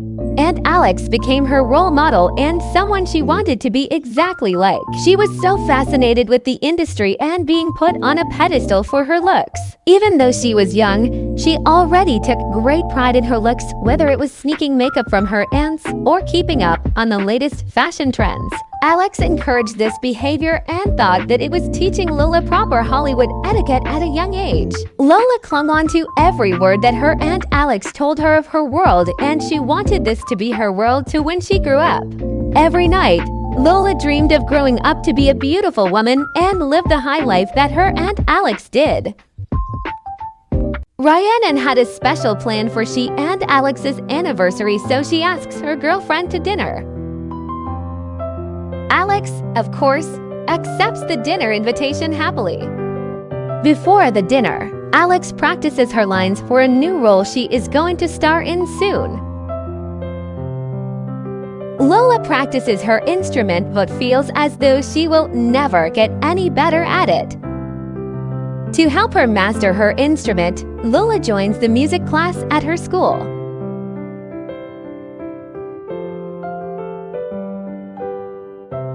Lola blows off some steam of her failure as a musician by jumping on her new trampoline that her aunts got her. She was very overcritical of herself. Alex was determined to look perfect for her girlfriend during their dinner later in the night, so she fits in a quick workout in the middle of the day to lose the water weight.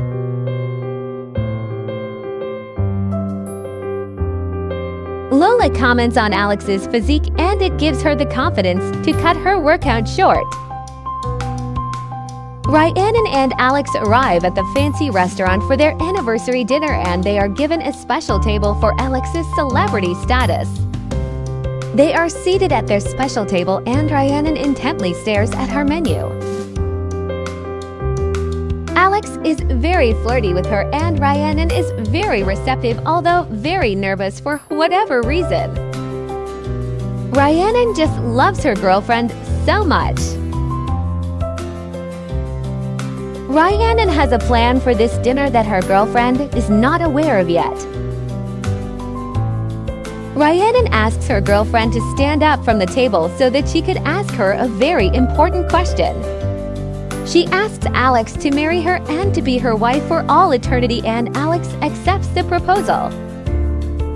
It's a fairy tale ending for the lovebirds, unsure if they would ever wed because of the laws in place, but there were now a few states that gay marriage was recognized. It was worth celebrating together. Their dinner was filled with many smiles and promises of eternal love after the proposal. Rhiannon had a rough few years following the deaths of her sister and father, but it finally felt like her luck was turning around and she would have true happiness. Rhiannon felt so happy and lucky to have a goddess such as Alex in her life and promised to spend the rest of her life with her. They went home to tell their niece the great news. Alex went to go freshen up, so Rhiannon was tasked with telling Lola of their news. Lola was so happy for her aunts and couldn't wait to witness her examples of true love profess their commitment to each other through a beautiful ceremony. Rhiannon asked Lola if she would be both she and Alex's maid of honor, and Lola felt honored to be asked. Rhiannon cuddled with Lola after she told her the great news. She tucked her niece into bed after Lola was fast asleep and kissed her forehead. Alex and Rhiannon celebrated their upcoming nuptials in their hot tub with wine after Lola went to bed. The couple didn't get much time to enjoy each other's company, just the two of them, so they took full advantage of this. Rhiannon initiated physical intimacy, which Alex multiplied in intensity. The couple made love in the hot tub, and the love the two felt for one another was palpable as they count down the days until their wedding. Rhiannon started running again to get in perfect shape for her upcoming wedding. It was a great way for her to let off steam from stressful wedding planning. Alex struggled to eat before her audition for a major movie role. It was a period piece, and it was her dream role, so she had to get this part. She holds her head high for the audition, even though she was beyond nervous. This role could completely change her life. Lola played with her bear sometimes, and although she had fun, she thought of how dreadful it would be to have a child to take care of. She much preferred to exercise by swimming laps in the pool. She wanted to stay in shape like her Aunt Alex does because she wants to be skinny and beautiful. She spent several hours at a time swimming laps because she was becoming obsessive about how she looked. She had to be perfect in every way. Rhiannon felt so happy with her life right now with her job promotions, upcoming wedding, and perfect niece, and couldn't help but celebrate with a happy dance. Alex aced her audition and got her dream role. Lola often played by herself, but it got old very quickly and she felt lonely. She wanted a friend or a sibling or someone who wouldn't get bored of her antics.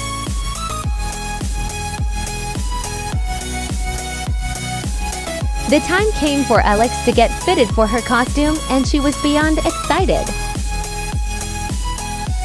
The costume fit like a glove, and she felt so ready to perform her dream role. She practiced with her co-star in the wings before they were called to perform.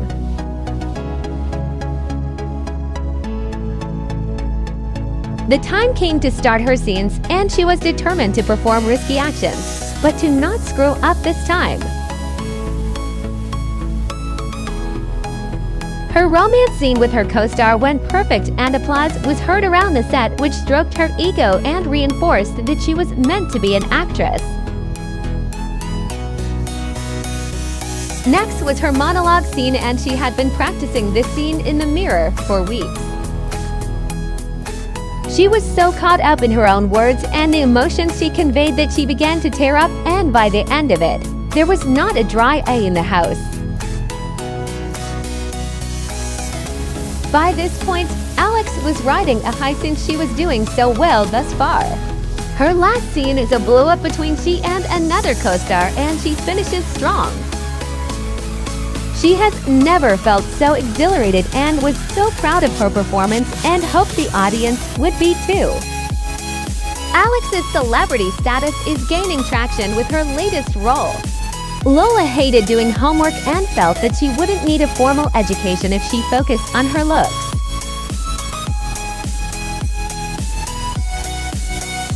Rhiannon started painting again to express all of the happy emotions she was recently feeling. Life was so good for her that she just couldn't contain her happiness. Alex grabs a drink after her amazing day on set to celebrate her performance. She drinks her glass of wine and takes in the stars in the sky, and she feels so content with her life. She received so much praise from her performance. Lola asks her aunt all about her day on set, and Alex spares no detail to her niece. Alex rides the high with Rhiannon in the bedroom. Rhiannon became worried about her niece's attitude towards physical appearance, so she suggested that Lola play with toys for a kid her age. Lola didn't care for it much, but it did keep her mind off of her appearance for a little while. Rhiannon worried that Lola was developing an unhealthy complex when it came to food, so she starts cooking healthy. but exciting food for Lola to eat. Rhiannon felt like she was failing her sister because she exposed Lola to a world that was largely based on looks at such a young age. Alex reassured her that it was Lola's age and that she would grow out of it. Lola felt a little better about the food she put into her body, but still a voice in the back of her head worried about gaining weight. Lola's aunts were more present in the coming weeks to make sure that everything was all right with her. Lola liked the attention she was receiving from her aunts. Their jobs often had them away from home for long hours, and Lola was alone. Rhiannon and Alex applauded their hard work on helping Lola's relationship with food and appearance and felt as though she was doing much better. They had a deep conversation with Lola about what was going on and told her that she could always confide in either of them if she was ever feeling discouraged. At the worst time, Rhiannon got promoted. Lola met a girl named Jane at school and they became the best of friends very quickly. Both of Jane's parents worked a lot, so Jane spent much of her time over at the Smiley residence. Lola was so happy to finally have a friend that she could tell everything to and spend all of her free time with. She and Jane decided to officially become best friends forever, so they would always have the other to lean on in times of conflict. Jane was her favorite person and she helped ground her since Lola's dreams and beliefs were a little outlandish. Jane suggested that they play out Lola's dream life with her dolls, and Lola realized how unrealistic it was to build an entire dream based on being beautiful.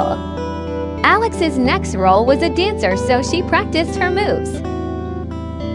Her moves felt sloppy and unrefined, so she practiced at all hours of the day to prepare for the role. The wedding was approaching quickly and both women were getting antsy to marry the other. Alex got the role, much to her surprise. Her celebrity status was helping. Lola took a break on focusing on her looks to perfect her instrument. If she couldn't be famous for being beautiful, she wanted to be famous for her talented strumming of the violin. Music class became her safe place. Alex hosted the director and her co-stars at her house to get to know everybody better, but to more importantly schmooze everyone to make a good impression. She put on her brightest smile and her heartiest laugh in hopes that she leaves a lasting impression that will get her future roles. She didn't care to make lasting relationships, only ones that would further her career. The time finally came for Alex and Rhiannon to become one in holy matrimony. Rhiannon couldn't believe it was finally happening and she would actually get to marry her best friend. Lola was in the front row and watched her two favorite people in the whole world profess their eternal love for one another. The vows were silly and full of laughter, but also so sincere and full of love and joy to become spouses.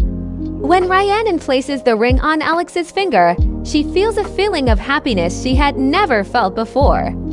Alex had been waiting for this day since she had met her now wife.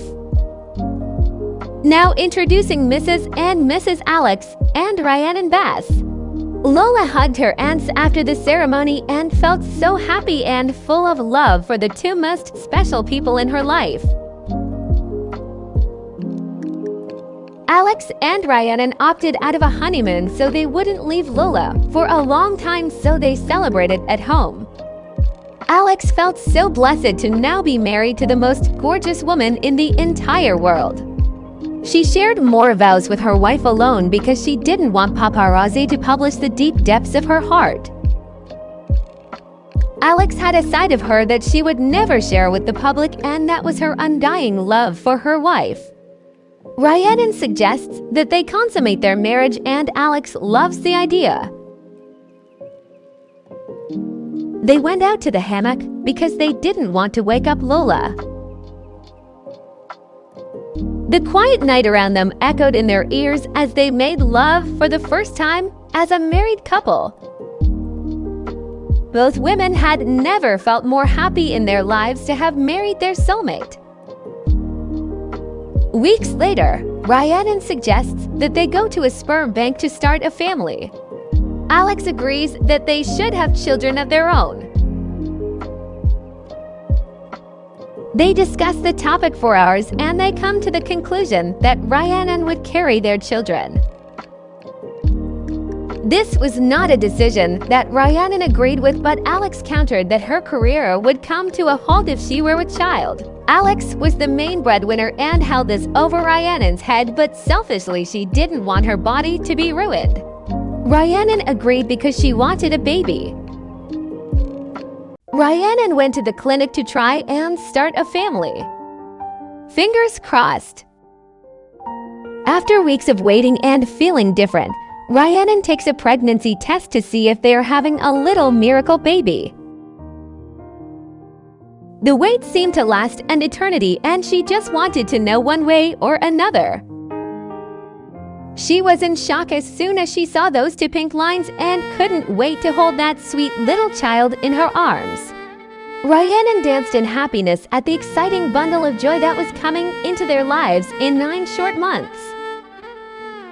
It was Thanksgiving and that was the best time to tell Alex. Lola played chess to try and sharpen her mind while her Aunt Rhiannon made a delicious feast.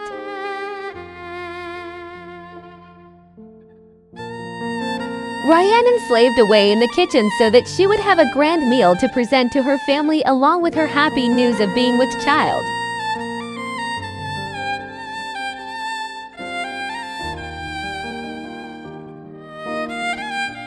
She could barely contain her excitement and wanted to shout her secret to the mountaintops. She was ravenous by the end of her cooking and secretly ate a portion of the Thanksgiving feast before she called her family into the kitchen. Sadly, Alex was called onto set before Rhiannon could tell her news. She was to play a doctor on a recurring role on a popular TV show. She thanked the director profusely for allowing her the opportunity to be on this show and thanked her lucky stars that the previous actress had to drop out of the role. Her role in the drama was a doctor that fell in love with a nurse and is secretly very ill. Alex adored the minor but significant role in this show and couldn't wait to hear what the loyal following of the drama had to say about her role. Her character is the other woman, so she is excited to see what the devoted fan base of the show has to say of her character.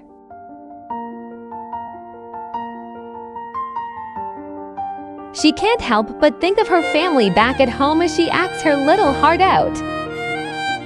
As much as she loves acting and knows that it is her calling, she would much rather be with the 2 most important girls in her life on this holiday. Every role she plays helps her continue her path as an actress, but she wishes that it didn't take her away from the major life events with her family.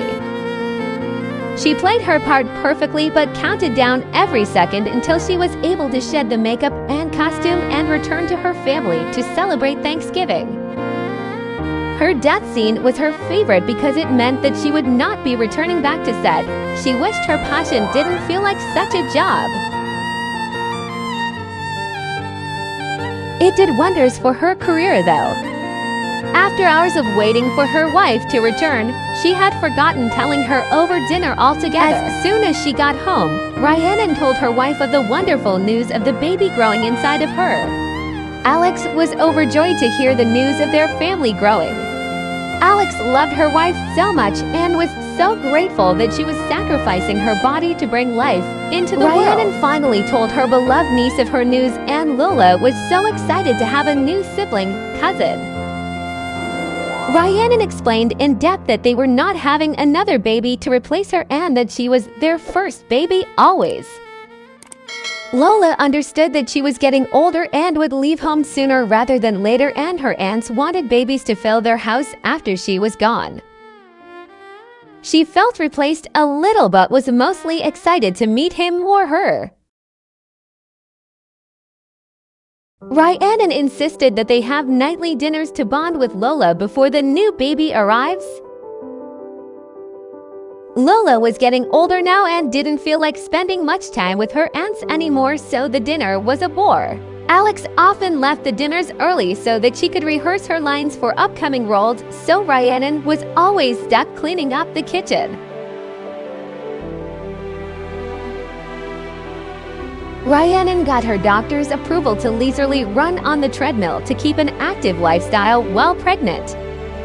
She always found herself being the one to fix appliances if they were broken and the only one to clean, and it was taking a toll on her.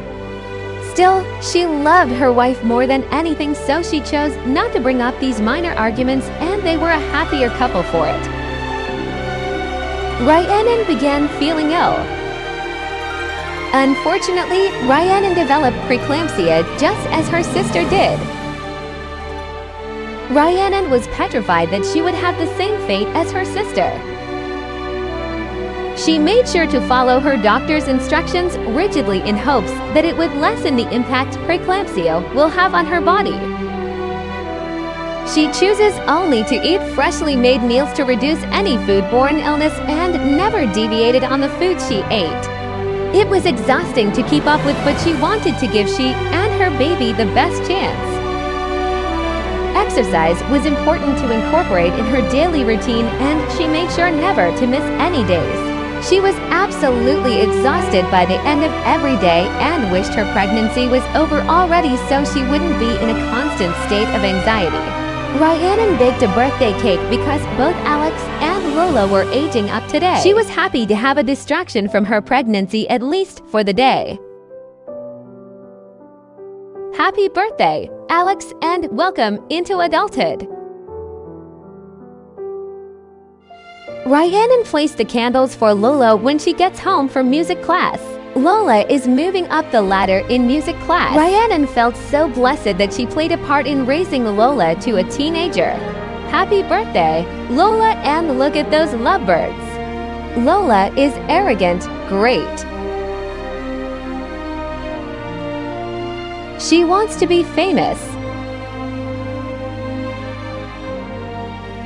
Lola is now a teenager, so it is officially the 2000s.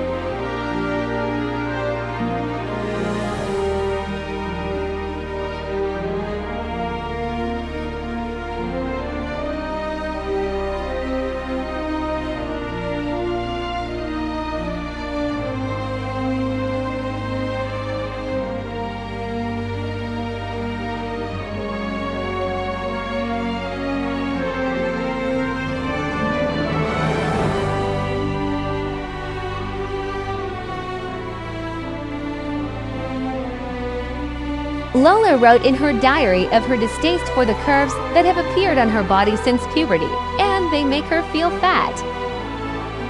She vigorously runs on the treadmill in hopes that she will drop the weight. She will never be famous for her beauty if she doesn't get rid of those pesky curves on her body that just won't seem to go away. Alex gets every role she auditions for now.